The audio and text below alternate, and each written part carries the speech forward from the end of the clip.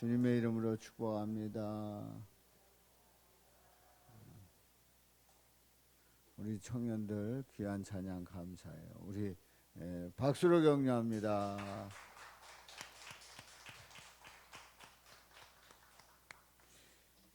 우리 청년들이 주님 앞에 나와서 연주하고 찬양하고 하는 그러한 모습들 보면 너무나도 감사하고 기쁜데 우리 주님이 얼마나 기쁘고 좋아하실까 생각을 해봅니다. 우리 주님께서 주님 앞에 찬양하는 여러분들을 축복해 주실 줄로 믿습니다.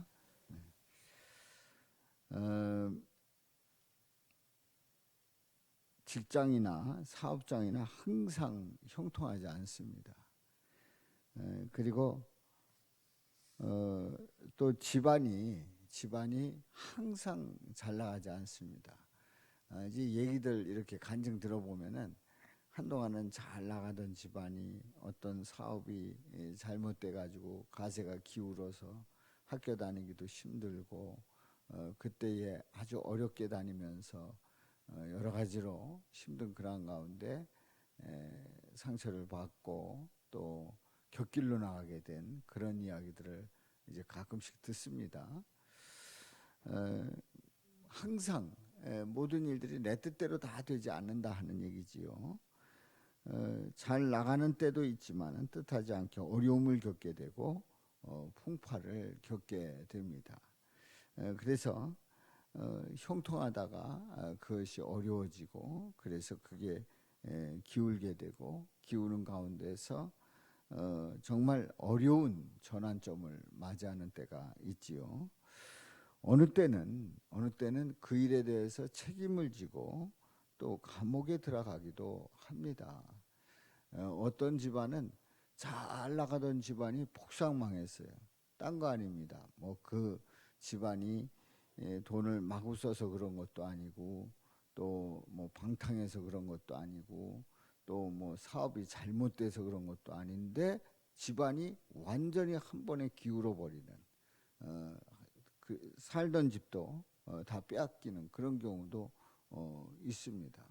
이제 그런 경우가 어떤 경우입니까? 본인은 만져보지도 못한 돈 보증 섰다가 한 번에 다 날리는 그런 경우들이 있지요. 등등. 아무튼 우리는 이렇게 잘 나가기만 하는 게 아니라 어려울 때가 있단 말이죠. 바로 그런 일들을 형통이라고 볼 수 있는가? 아닙니다. 분명히 문제가 있고 어려움을 겪는단 말이죠. 그럼 어떤 의미가 있습니까? 바로 형통은 결코 아닙니다만은 그러나 절대 놓치지 말아야 될 것이 있어요.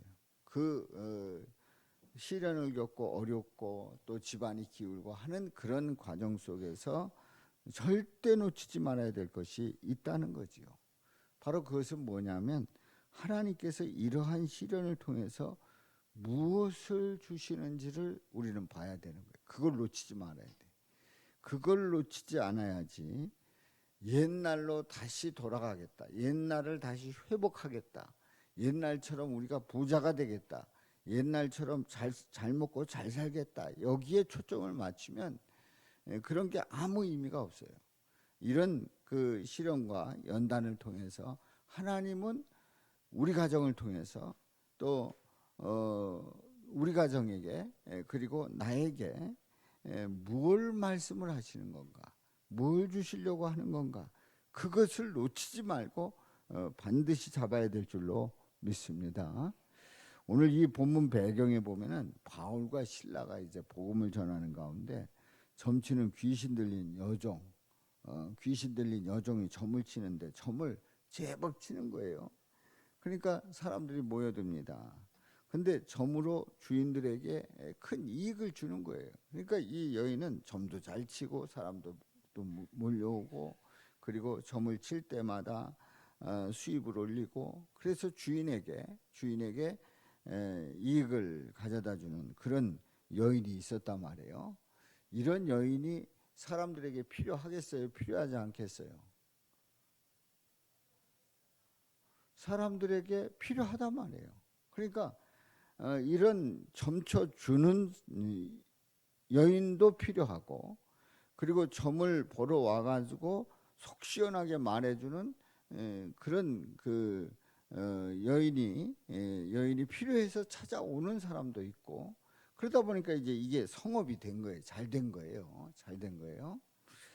사실은 그러지 말아야 되는데 이제 서로 좋으니까 장사도 잘 됐단 말이지요.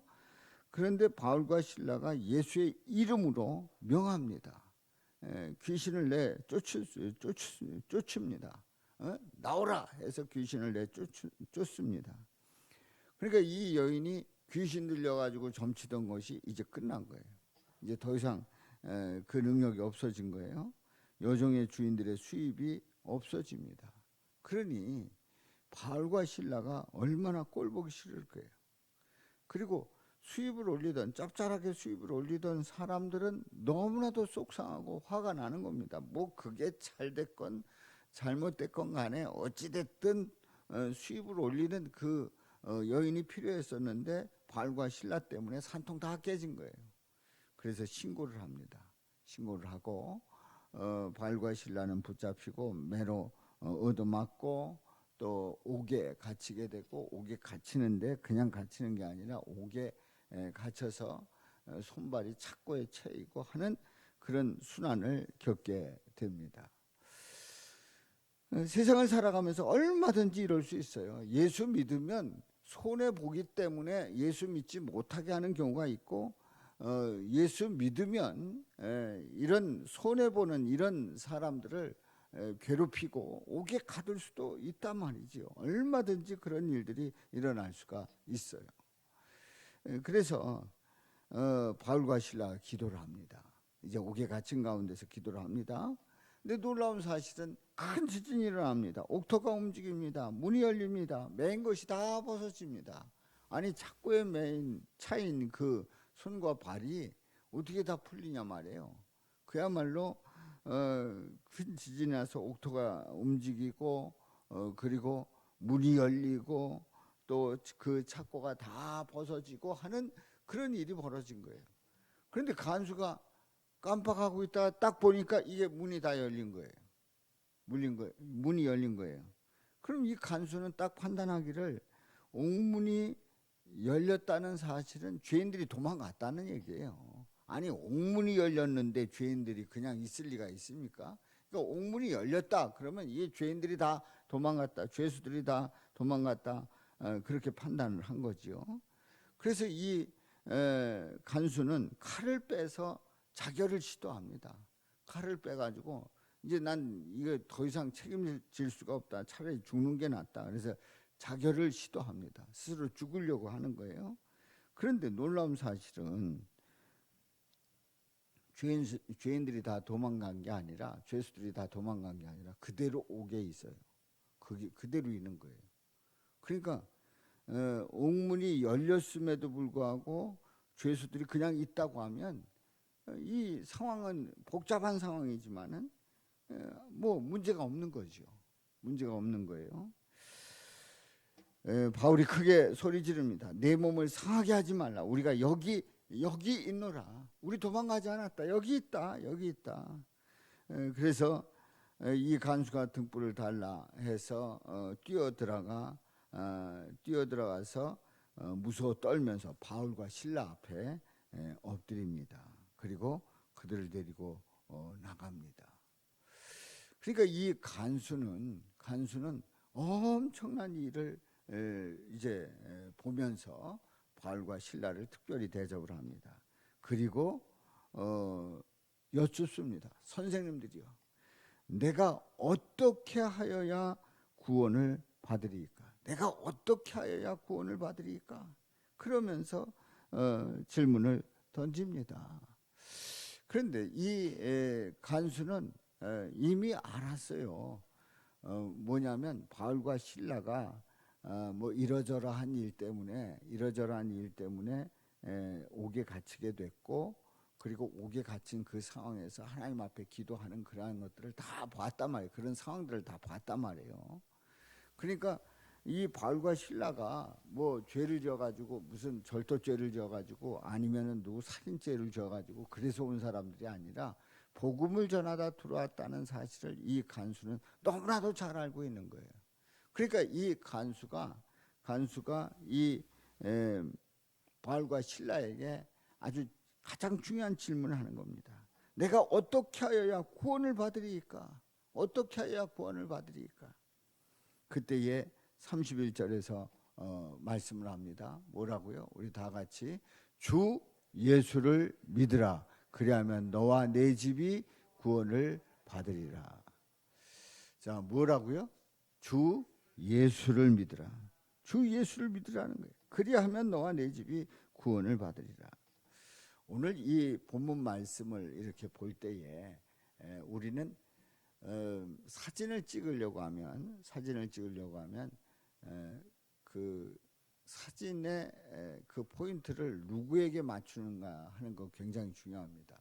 이제 앵글을 딱 어디에 맞추는가 중요해요.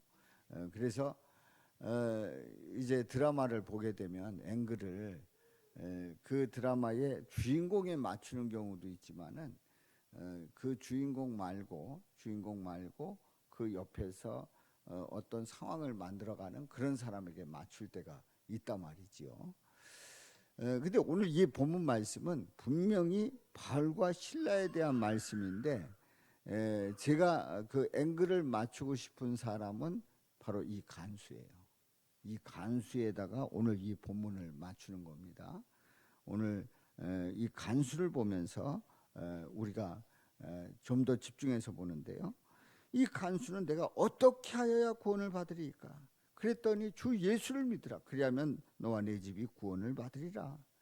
간수의 위기 상황에서 복음을 전할 기회로 그 복음을 전할 기회로 삼은 그 바울과 실라가 복음을 전했고 주 예수를 믿으라 했고 말씀을 전했고 그리고 그 밤에 그 시각에 간수가 그들을 데려다가 그 맞은 자리를 씻어주고 자기와 그 온 가족이 다 세례를 받았어요. 세례를 받았다는 얘기는 뭡니까? 예수님을 믿지 않고 세례 받을 수 있어요? 예수님을 믿어야 세례를 받습니다. 예수님을 나의 구주, 나의 하나님으로 고백해야 세례를 받는 거예요. 그러니까 이 간수는 이 상황에서 어떻게 하여야 구원을 받으리까 할 때에 예수를 믿으라. 믿겠다는 거지요. 고백하는 거예요. 그리하면 너와 네 집이 구원을 받으리라. 그러니까 나만 구원받는 게 아니라 우리 집까지도 다 세례를 받기를 원한다는 거죠. 그래서 온 가족이 다 세례를 받았어요. 바울과 실라를 모시다가 세례를 받습니다. 그렇습니다. 이 간수에게는 분명한 위기가 있었어요.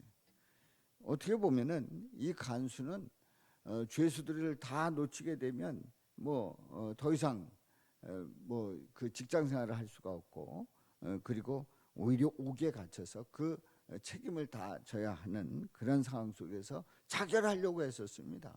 이거 이렇게 그냥 살 수는 없다. 그리고 이 사람들은 주목받던 그 당시에 문제가 되는 사람들인데 이 사람들을 놓치면은 이 간수는 살 수가 없는 거예요.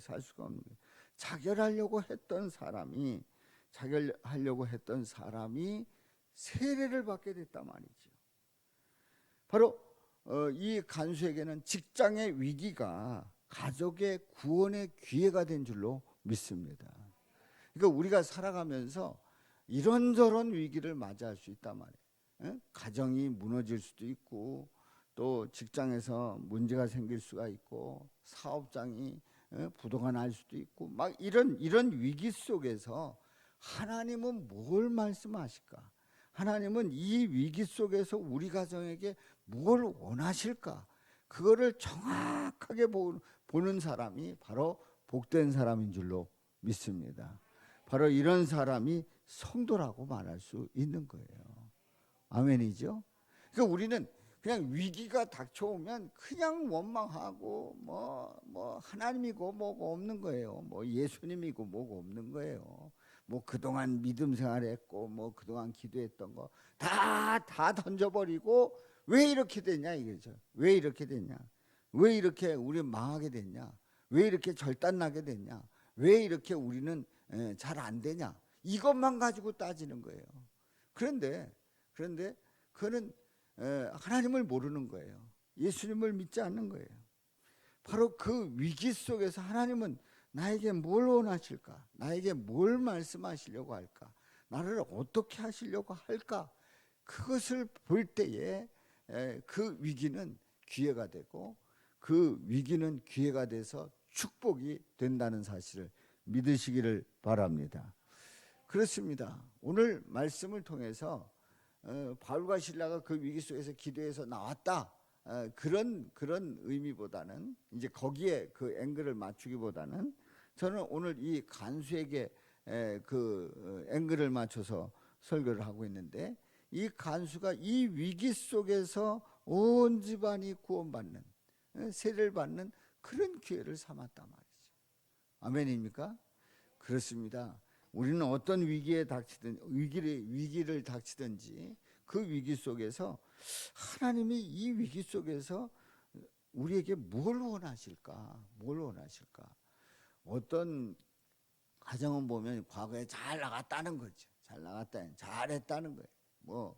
뭐 사업도 잘하고 뭐 돈도 뭐 푸대로 담고 막 밤에 세기가 귀찮았고 돈 냄새가 머리를 아프게 했다는 그런 가정도 있어요. 그러면 뭐예요? 그게 다 과거의 얘기인 거예요. 과거의 얘기인 거예요.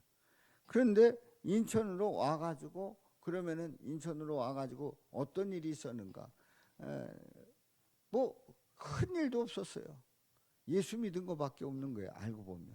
그런데 가장 중요한 메시지는 과거에 잘 나갔어도 그 모든 게 다 소용없고 누구를 믿어야 된다고요? 예수를 믿은 게 큰 은혜고 축복인 줄로 믿습니다. 그렇습니다. 그게 전부고 그게 우리 가정을 하나님께 사랑하신 증거가 되는 거예요. 그래서 우리는 세상적인 기준에서 그래도 옛날의 영화를 다시 찾아야지, 옛날에 잘 나갔던 그런 일들이 다시 회복돼야 축복이지. 아닙니다. 예수님을 떠난다고 하면 그 어떤 것도 축복이 될 수 없어요. 저주예요. 그야말로 예수 없이 잘 먹고 잘 살고 세상적으로 잘 나간다. 그게 무슨 의미가 있냐고. 바로 예수님을 믿고 가족이 구원받는 것이 가장 큰 은혜고 축복이라는 사실을 꼭 기억하시고 믿으시기를 주님의 이름으로 축원합니다. 그래서 34절에 이렇게 말씀하고 있어요. 34절. 그들을 데리고 자기 집에 올라가서 음식을 차려주고 그와 온 집안이 하나님을 믿음으로 크게 기뻐하니라. 하나님을 믿음으로 크게 기뻐하니라. 그러니까 이 간수 집안은 적어도 간수니까 그리고 공무원이고 간수고 그러다 보니까 집도 안정되고 그래서 이제 음식을 차려 먹고 그리고 기쁜 일도 있었고 뭐 그러고 잘 살았던 집안임에 틀림이 없어요. 이 말씀을 보면. 그런데 진정한 기쁨을 찾은 거예요. 누굴 믿음으로? 하나님을 믿음으로, 예수님을 믿음으로 크게 기뻐하니라. 가장 기쁜 것을 찾은 거예요. 우리는 예수 믿는 거 다 소용없고 잘 먹고 너희들 잘 먹고 잘 살면 된다. 이걸로 다 위로하고 그걸로 다 만족하죠. 물론 세상적으로 보면, 세상적인 가치관에서 보면, 세상적인 기준 속에서 잘 먹고 잘 살고 건강하고 자녀들 잘 낳고 또 집도 새 들었던 거 다 사고 뭐 이렇게 해가지고 안정된 집에서 살면 그만이다.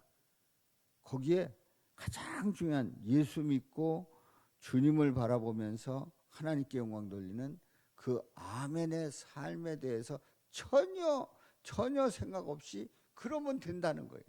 그러면 그게 모든 게 다 이루어진 걸로 생각을 해요. 아닙니다. 하나님을 믿음으로 크게 기뻐한 이 간수의 집안을 이렇게 보게 되면 우리는 어떤 상황 속에서든지 하나님을 믿고 그로 말미암아 기쁨의 삶, 그게 가장 중요한 삶이고 가장 귀하고 복된 삶이라고 하는 사실을 꼭 기억하시기를 주님의 이름으로 축원합니다. 그러므로 위기가 기회를 삼고 위기가 기회가 되고 그 기회 속에서 가족이 구원받는 그 축복보다 더 큰 축복이 어디냐 말이에요. 더 귀한 일이 어디 있느냐 말이에요. 가장으로서 직장, 사업장에 위기가 닥쳐올 때에 그럼에도 불구하고 예수님을 철저히 믿고 주님 바라보면서 흔들리지 말고 나가서 구원받아서 본인뿐만 아니라 온 가족이 하나님의 은혜를 누리는 그런 기회로 삼으시기를 주님의 이름으로 축원합니다. 예수 믿는 기회, 예수님으로 말미암은 그 기쁨, 예수님 때문에 얻어지는 그 축복, 그게 가장 귀하고 가장 근본이고 가장 본질이 되어야 된다고 하는 사실을 꼭 기억하시고 우리는 어떤 상황 속에서든지 가장 중요한 우리 예수님을 고백함으로 구원받는 이 역사를 놓치지 말고 나 자신도 그리고 우리 가족도 우리 자녀도 우리 친척도 그런 기회가 될 수 있기를 주님의 이름으로 축원합니다. 자, 우리 사도행전